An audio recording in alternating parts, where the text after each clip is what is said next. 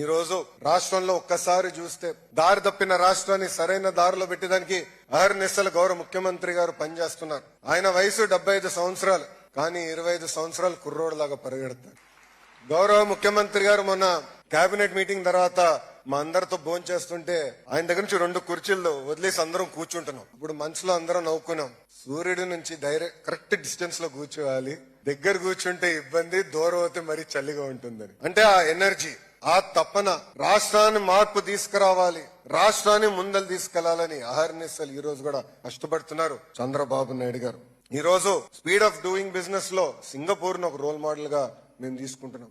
ఎప్పుడు లేని విధంగా ఈ రోజు ఆంధ్ర రాష్ట్రానికి పెద్ద ఎత్తున పెట్టుబడులు వస్తున్నాయి. ఒకే రాష్ట్రం ఒకే రాజధాని కానీ అభివృద్ధి వికేంద్రీకరణ అనే నినాదంతో మేము ముందరికెళ్తున్నాం. టీజీ భరత్ గారు ఉన్నారు ఇండస్ట్రీస్ మంత్రిగా. పెద్ద ఎత్తున రాయలసీమకు కూడా పెట్టుబడులు తీసుకొస్తున్నాం. ఈ రోజు మీరు చూస్తే అనంతపూర్ కి కియా వచ్చింది. అనంతపూర్ జిల్లాకి పెద్ద ఎత్తున రెన్యూబుల్ ఎనర్జీ ప్రాజెక్ట్స్ వస్తున్నాయి. ఏకంగా కర్నూలు పట్టణానికి ఒక మొబిలిటీ వ్యాలీగా ప్రకటించి పెద్ద ఎత్తున ఈ రోజు పెట్టుబడులు తీసుకొస్తున్నాం.